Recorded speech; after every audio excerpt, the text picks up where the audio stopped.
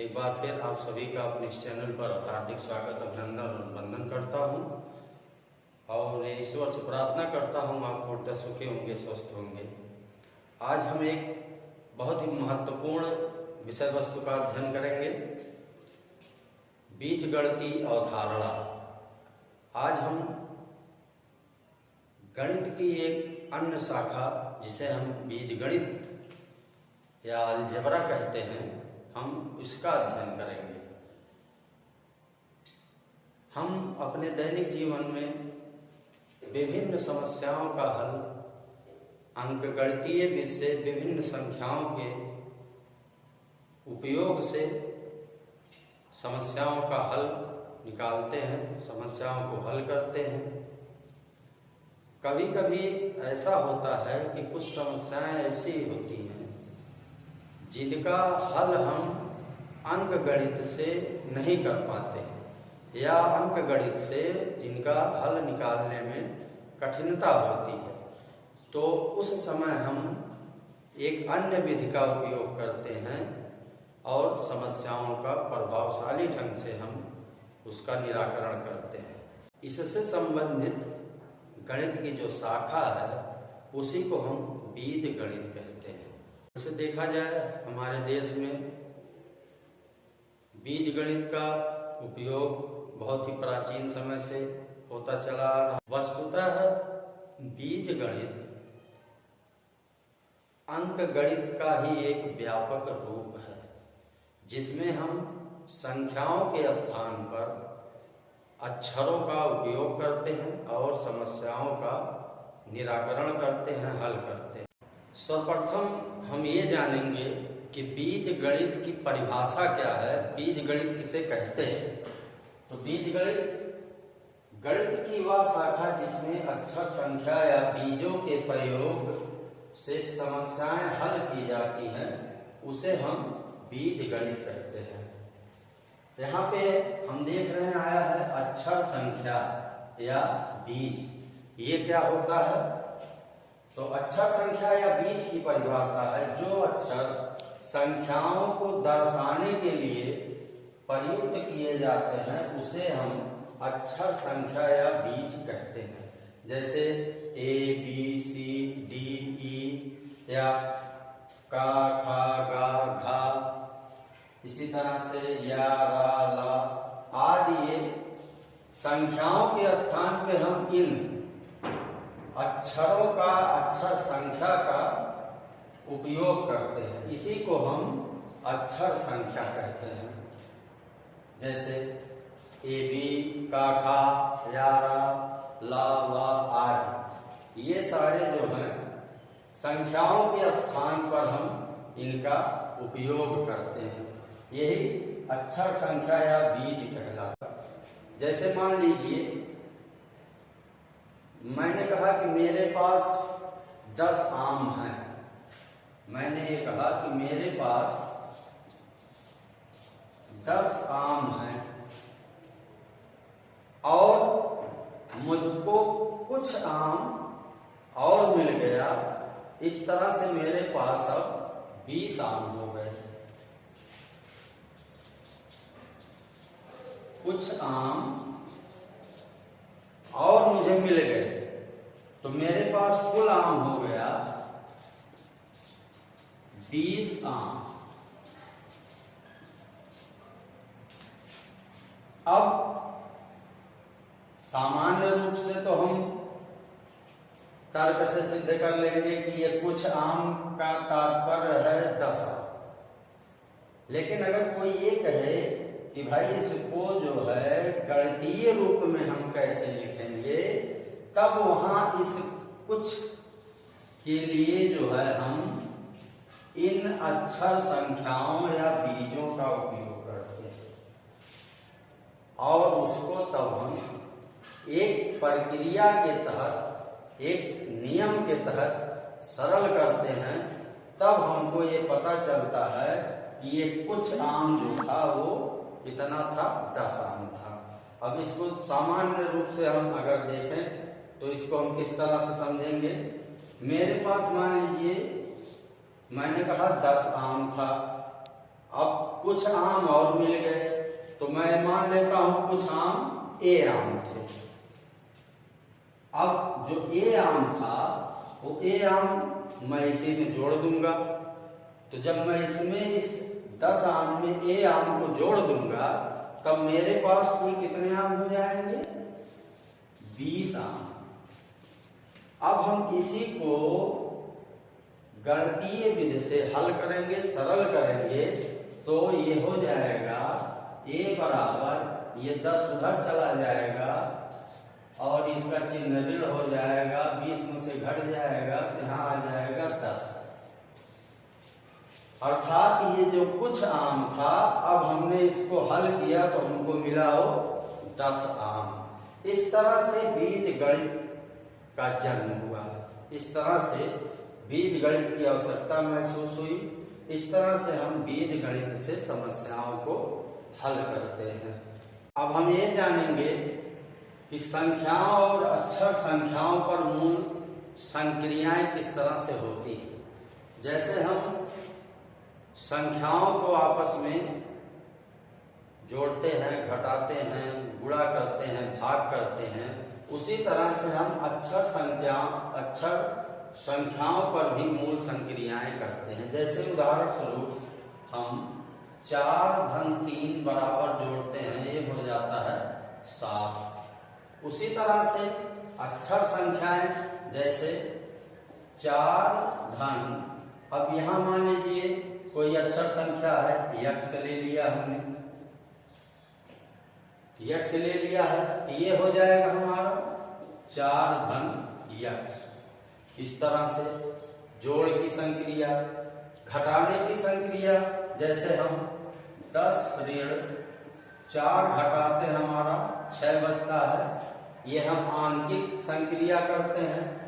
अब हमको अगर अक्षर संख्याओं पे करना हो तो ये हमारा हो जाएगा इस तरह से, मान लीजिए 10 ऋण, यहाँ जो हम मान लेते हैं का है अक्षर संख्या, तो हमारा जो हो जाएगा वो हो जाएगा 10 ऋण का, या तो इस तरह से हो जाए का ऋण 5, ये हो जाएगा का ऋण 5। इस तरह से जोड़ की संक्रिया, घटाव की संक्रिया, इसी तरह से गुणे की संक्रिया, जैसे हम गुणे की संक्रिया करते हैं 5 गुणे 4 बराबर हमारा होता है 20।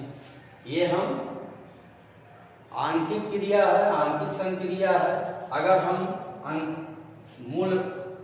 हम अक्षर संख्याओं पर मूल संक्रियाएं करें तो हमारा किस तरह से होगा, मान लीजिए 10 गुणे या, ये हमारा हो जाएगा 10 या, इसी तरह से 5 गुणे यक्स, ये हो जाएगा हमारा 5 यक्स। इसी तरह से यक्स गुणे वाई है, ये हमारा हो जाएगा यक्स वाई।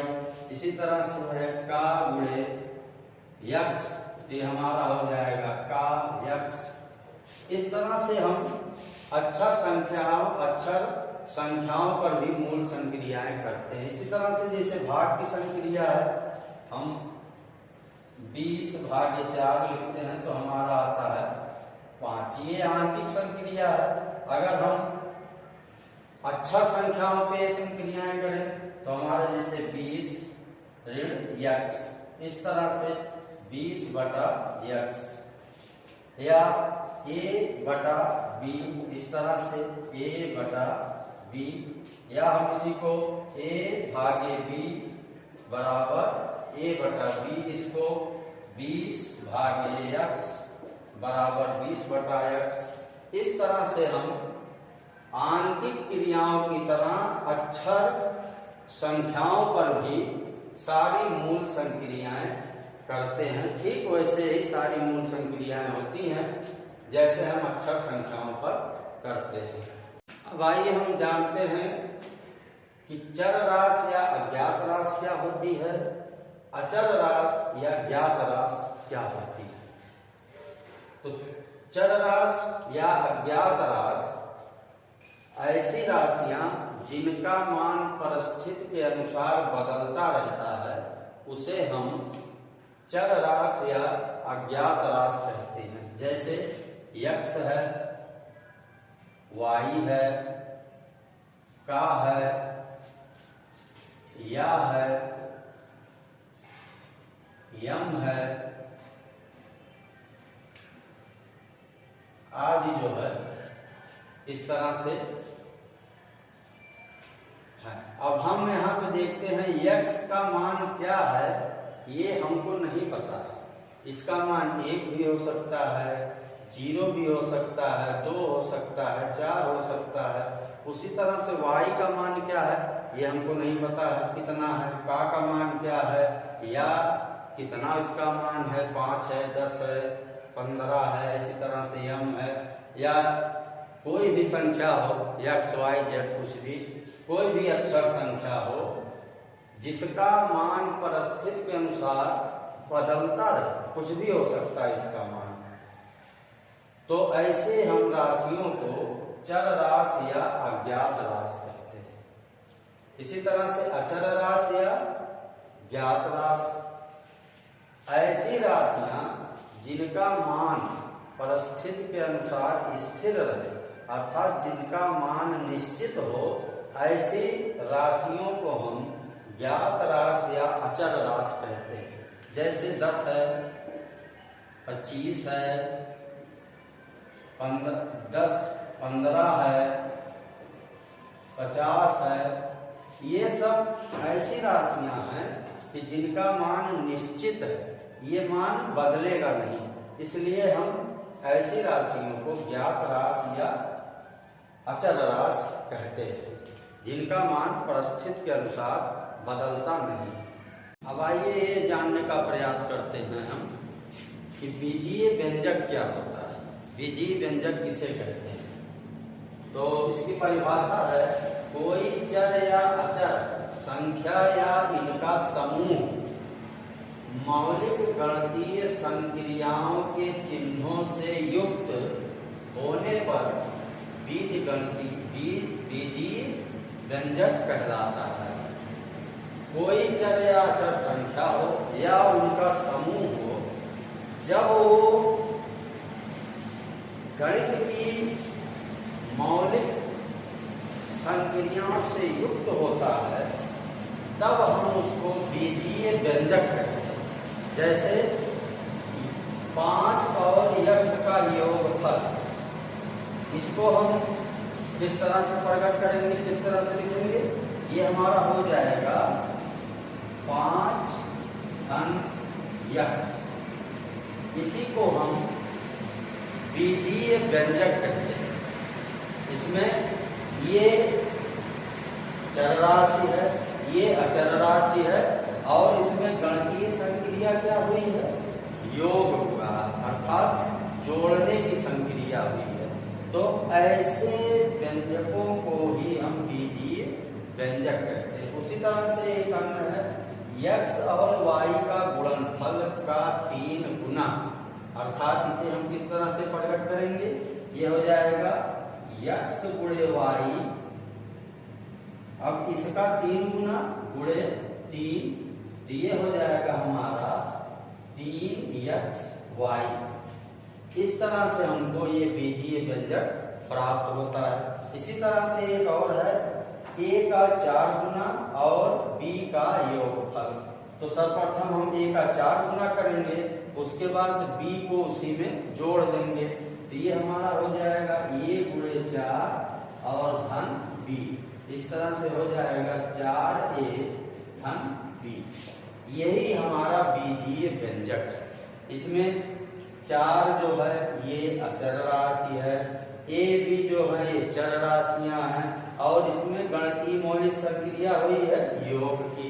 इसी तरह से हम बीजीय व्यंजकों को प्राप्त करते हैं और विभिन्न समस्याओं का, विभिन्न गणितीय प्रश्नों को हम हल करते हैं।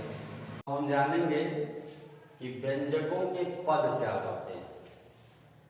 सबसे पहले इसकी परिभाषा हम देखते हैं कि किसी आंकिक संख्या या अक्षर संख्या या इनके गुणनफल या भागफल को पद कहते हैं।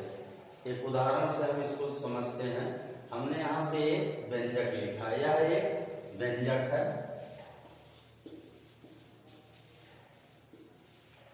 यह व्यंजक जो है, इस व्यंजक में हम देखते हैं x और y ये चर राशि है, अर्थात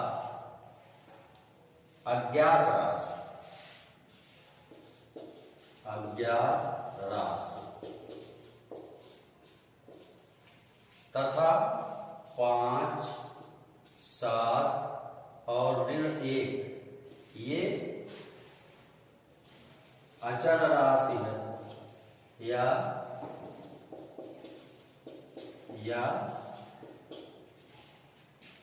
ज्ञात राशि।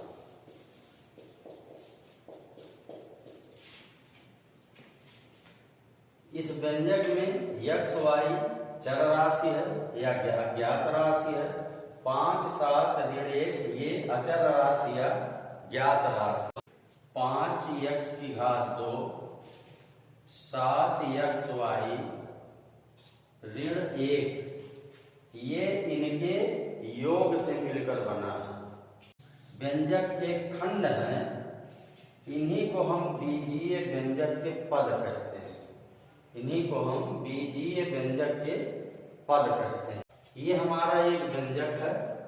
इस व्यंजक में a और b ये चर राशियां हैं, 7, 4 और -15 ये अचर राशियां हैं तथा ये जो व्यंजक बना है यह व्यंजक 7ab 4b⁻2 तथा -15 इनके योग से बना है। इन्हीं को हम मूल व्यंजक के पद कहते हैं। ये जो हमारा व्यंजक है, इस व्यंजक के ये पद कहलाते हैं। अब हम जानेंगे पद के गुणांक क्या होते हैं। हमने यहाँ एक पद लिया है 5x⁻2, इसी तरह से एक दूसरा 7abc या 8xyz, इस तरह से कोई भी पद हम ले सकते हैं। अब हम देखते हैं यहाँ पर ये जो हमारा 5 है, यहाँ 7 है, यहाँ 8 है, ये इन्हीं को हम x y² इनका गुणांक कहते हैं। गुणांक x/2 का गुणांक यहाँ जो है 5 है। इसी तरह से 7abc में 7abc का एक गुणांक, इसी तरह से 8xyz में xyz का गुणांक 8 है। अब हम जानेंगे कि सजातीय व्यंजक एवं विजातीय व्यंजक क्या होते हैं। सजातीय व्यंजक ऐसे व्यंजक जिनके बीजीय गुणांक समान होते हैं उनको हम सजातीय या समान व्यंजक कहते हैं, तथा ऐसे व्यंजक जिनके बीजीय गुणांक असमान होते हैं या अलग होते हैं उनको हम विजातीय व्यंजक कहते हैं। इस चीज को हम इस उदाहरण से समझते हैं। यहाँ हम देख रहे हैं इस पद में xy है और इस पद में xy है, तो इन दोनों के जो पद हैं xy ये दोनों समान हैं। इनके गुणांक अलग हो सकते हैं, लेकिन जो बीजीय गुणांक होंगे वो समान होंगे। तो इस तरह से हम कह सकते हैं 2xy तथा 5xy ये सजातीय व्यंजक है, ये सजातीय व्यंजक कहलाते हैं। तथा यहाँ हम देख रहे हैं 3x है, ये -5 है, तो यहाँ 3x और ये -5 ये असमान है। अलग हैं, इसलिए इनको हम विजातीय व्यंजक कहेंगे। विजातीय व्यंजक। अब हम जानेंगे कि एक पदी, द्विपदी, त्रिपदी व्यंजक क्या होते हैं, किसे कहते हैं। एक पदी व्यंजक क्या होता है, दो पदी व्यंजक क्या होता है, त्रिपदी व्यंजक क्या होता है। तो एक पदी व्यंजक वह व्यंजक होता है जिसमें केवल एक ही बेजीय व्यंजक हो, उसी को हम एक पदी बीजीय व्यंजक कहते हैं। जैसे हमने लिखा 3xy या 2x या 4ab, इस तरह से जो व्यंजक या पद होते हैं इनको हम एक पदी व्यंजक कहते हैं। दो पदी व्यंजक ऐसा व्यंजक जिसमें दो पद हों और दोनों असमान हों, ऐसे व्यंजकों को हम दो पदी व्यंजक कहते हैं। जैसे 3x धन 4z a की घात 2 ऋण b की घात 2 c स्क्वायर ऋण z स्क्वायर, या फिर 4ab धन 4c, इस तरह के जो पद होते हैं इनको हम द्विपदी व्यंजक कहते हैं, जिसमें दो पद होते हैं और दोनों असमान होते हैं। यहाँ हम देख रहे हैं 3x है और ये 4z है, यहाँ 4ab है, यहाँ 4c है, यहाँ a की घात 2 है, यहाँ ऋण b की घात 2 है। तो दो पद हैं और दोनों असमान हैं, इसलिए इसको हम द्विपदी व्यंजक कहते हैं। त्रिपदी व्यंजक वह व्यंजक होता है जिसमें तीन पद हों और तीनों असमान हों, उसको हम त्रिपदी व्यंजक कहते हैं। जैसे उदाहरण स्वरूप a की घात 2 ऋण b की घात 2 ऋण c की घात 2, या फिर 3x धन 4m ऋण 5। इस तरह से तीन पद हैं इसमें और तीनों पद अलग अलग हैं, आसमान हैं। इसमें भी तीन पद हैं, तीनों आसमान हैं। और उदाहरण लिख सकते हैं 3l की घात 2 धन 4n ऋण 5x ऋण 8।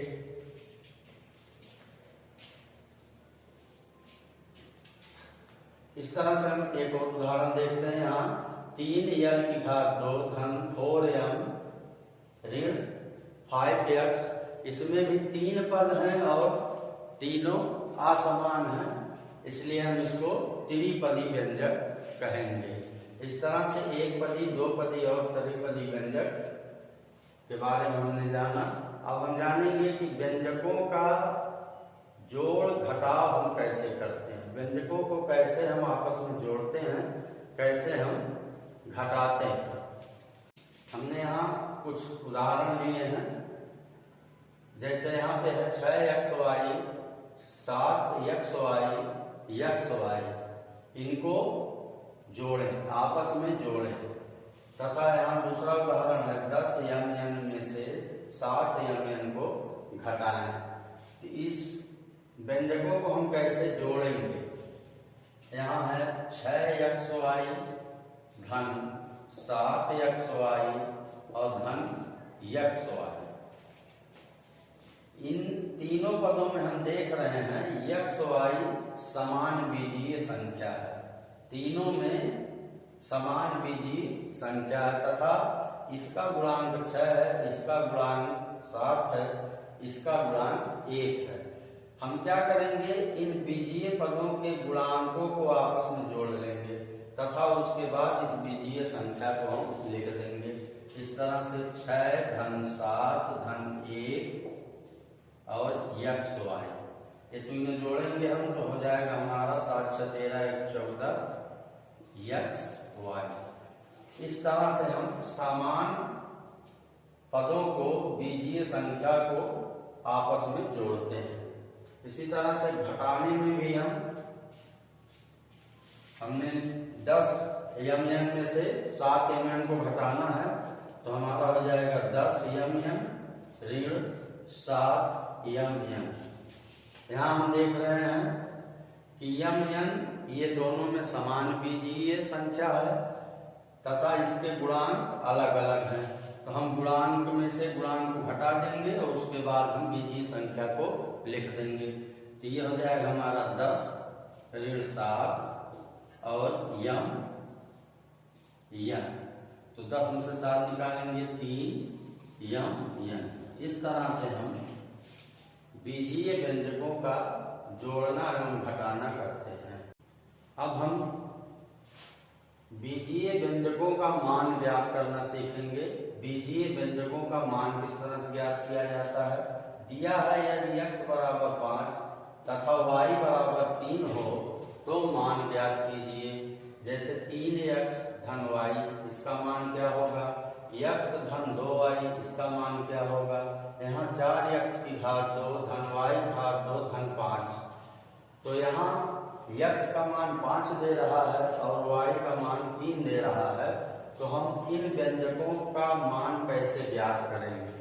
अब हम क्या करेंगे, x के स्थान पर हम 5 लिखेंगे और y के स्थान पे 3 लिखेंगे और उसके बाद हम इस व्यंजक का मान ज्ञात कर लेंगे।